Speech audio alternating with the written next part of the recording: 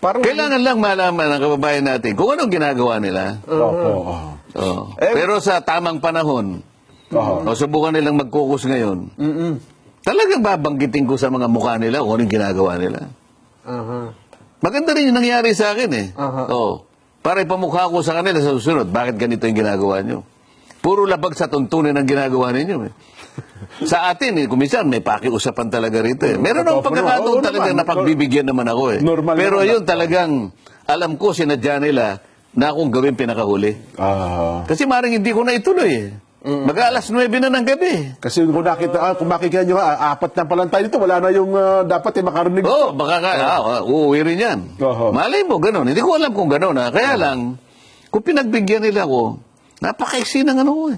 Ang haba nga nung manifestation ni Risa eh.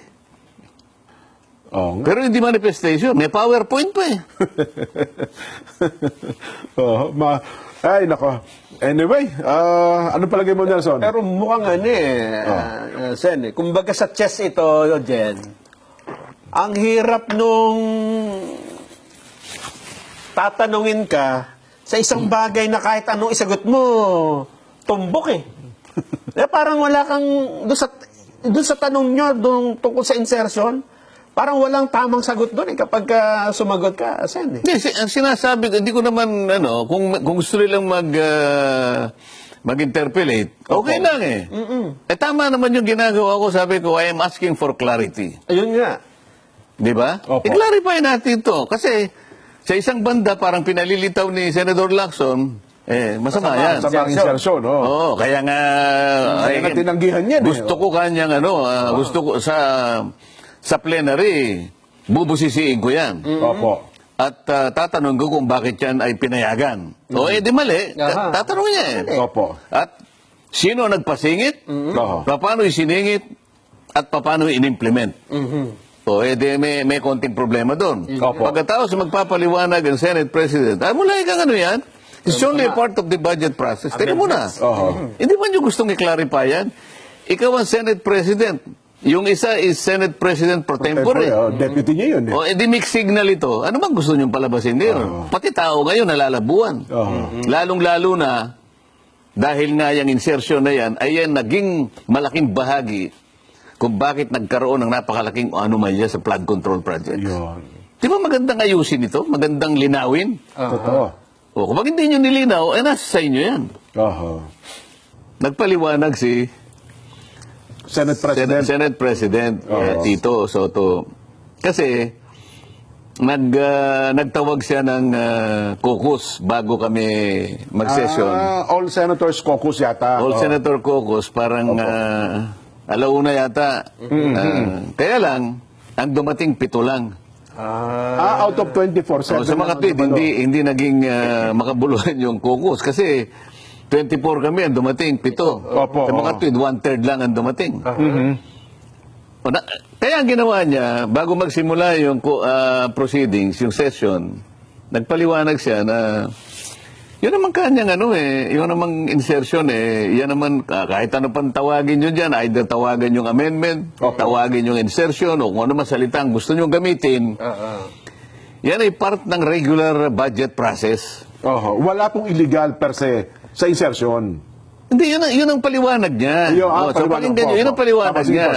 Tinatanong ko, kung ganun pala, ano yung pagpapahayag na yun na ikinabulabog ng mga ng mga kasama natin dito, di ba?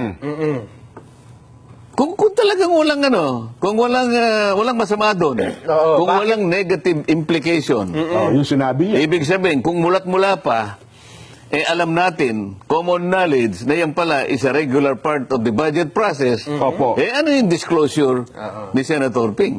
Na ikinabahala ng marami sa kanila. Totoo. Tama. Ano ibig sabihin nun? Ngayon, isa pa ako, hindi ba ako nung magsimula sa kanyang privilege speech, inihayag niya na si dating Yusek Catalina Cabral, nag-propose din na bibigyan ng 500M for the time being, for now, at bibigyan kita ng para kung ano man yung priority mo, makauna ka na. Ilagay. Ba't tinanggihan ni Tito Sen, ni Senador Soto, Senate President. Ba't mo tinanggihan? Kung yun naman na pala'y part ng regular process, Oho. ba't mo tinanggihan?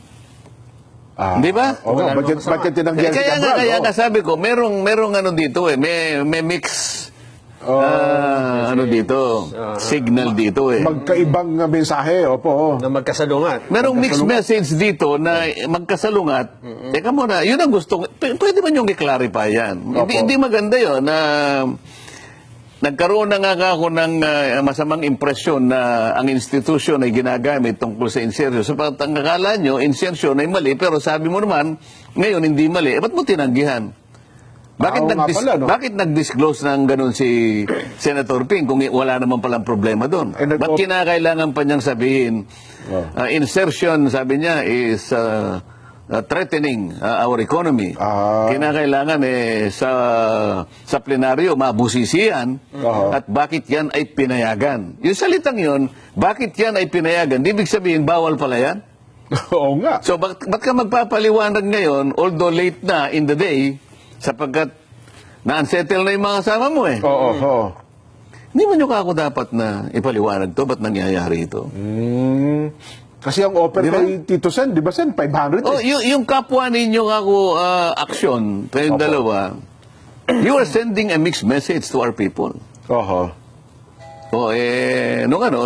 Yun ang pinakabuod ng aking, kinakailangan natin, magkaroon tayo ng clarity rito. Ang insertion ba masama? O mabuti. Kung masama, ba't mo tinatanggihan? Kung masama, bakit sabi mo part ng regular process at hindi mo siya tinanggap? Dapat na bahala yung mga kasama natin. Wala naman palang problema dyan. Ngayon, ang sinasabi niya, bago natin i-refer yung privilege speech ni Senador Marcoleta, ay gusto ko munang magpaliwanag doon sa kanyang mga pinagsasabi. Una, sabi niya... Sino po ito? Si Senador Ping na po ito? O si Senador Soto? Senate President Soto? Senate President. Okay Kasi po. siya yung presiding presiding officer. Una, kanya, dapat sana nag-deliver ka ng privilege speech. Nandito sana si Senator Ping. Opo. Una, hindi ako pwedeng sumagot sa kanya kasi ayaw niyang bumaba. Dapat sana siya ay bumaba para mag-usap kami. Kasi siya ang presiding officer that time. Hindi tayo, gusto ko sana sabihin sa kanya, kaya ako siya tinitingnan, kahit hindi ako may kibo, tinitingnan ko siyang mabuting ganyan. Sinesend ko yung message sa kanya. Opo. Mr. President, kung gusto mong sagutin ako, ang parliamentary practice po, kailangan po kayo, ay tawagin niyo si JB. Sa podium. Tawagin niyo po yung majority leader, magpalit muna kayo. Kayo pong bumaba rito para nag-usap. Para kayo pong sasagot. Sasagutin ko po kayo. Yun ang reglamento pala. Okay. Alam niya yun di ba? Opo. Nagtagal naman siya doon. Siya nga rin po pinakamatanda. Kasi ako, ginagalang ko lahat ang natin, ang procedure. Kaya hindi ako sumagot sa kanya, kasi nakaharap siya Presiding. Siya yung presiding. Ayoko sumagot sa kanya because he's the presiding officer. Yes. Kaya ako siya tinitingnan, hindi ako sumasagot. Iniintay ko na maunawaan niya na kinakailangan bumaba siya para siya sumagot. Okay. So, pero ituloy natin sinabi niya, kinakailangan kanya nandito si Senador Ping nung nag-privilege speech ka. Kung halimbawa kaya bumaba siya, ito yung sasagot ko sa kanya. Okay. Your Honor, hindi ko po tungkulin. Wala po akong obligasyon na sabihan ko kayong lahat na ako'y magpi-privilege speech. Kailangan po nandito kayong lahat. Huwag kayong aalis, magpi-privilege speech ako. Wala pong ganun. Walang ganun, Hindi mo tama. pwedeng pigilan. Wala po akong karapatan. Una, wala akong karapatan. Pangalawa, wala po akong obligasyon na sabihan kayo. Nasa inyo po yun kasi nakalagay naman po sa agenda na magpi-privilege speech ako. Ang ibig sabihin yan, ayaw po niya akong pakinggan kaya siya umalis, di ba? Tama. Yung sana sasabihin ko sa kanya, kaya lang hindi ko na nasabi kasi nga, nandun siya sa taas Di ba? Pero kung bumaba siya, yung kagad na sasabihin ko. Okay. Pangalawa, hindi po niyo ako kasi pinagbigyan na ako na munang mauna. Bagamat bago umalis ka ako si Majority Leader Mig Subiri, sinabi ko na po kung pwedeng paraanin muna ako. Kasi maiksi lang naman ito. Kasi nakita ko yung agenda. Opo. 4 na Apat na committee report ang i-adapt namin. Opo. Ang tagal nun, ang bawat isang committee report, magkakaroon pa ng sponsorship speech. Okay. Apat yun. Okay? Pagkatapos, bago matapos yung apat na committee report, isiningit pa yung pagkukongratulate doon sa ating basketball team na nanalo. oo. Yung Alas Pilipinas Alas yata yun. Pilipinas, oho. Napakarami na naman congratulatory speeches. picture pa yan. Nagpalitrato pa ng pagkatagal-tagal. Oho. Ha? Pwede, ganun na nangyari.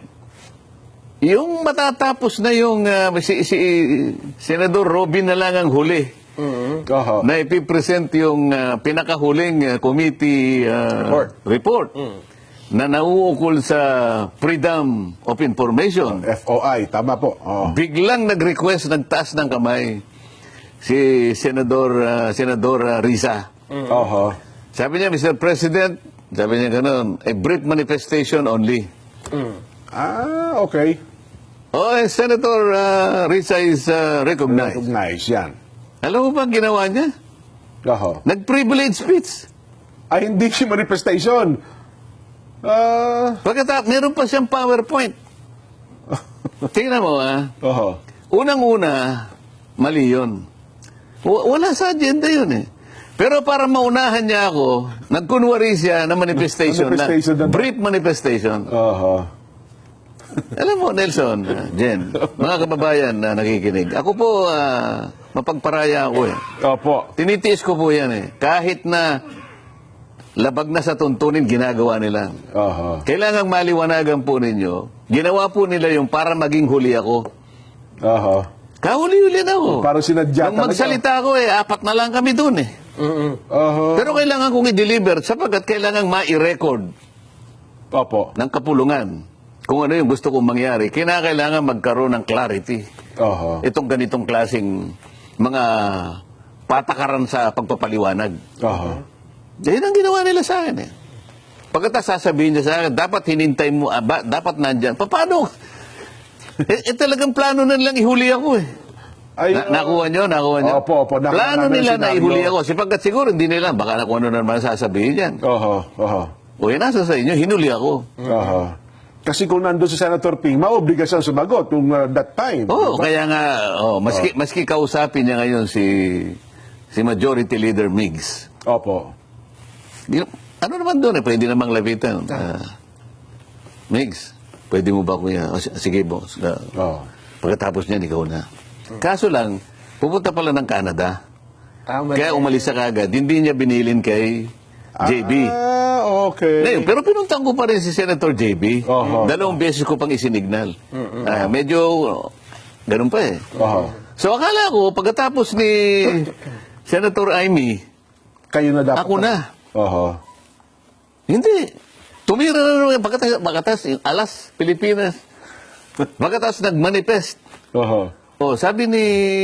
Kaya nag-alanganin sila eh. Nung matapos yung kanyang manifestation, na kunwari, na isa palang privilege speech, sabi ni Senator JB, Mr. President, I move that the manifestation of Senator Risa be referred to the Committee on Rules. Okay. Sabi ni Senator, sabi ni SP, is that a manifestation or a privilege speech? Oo nga. Oo naman.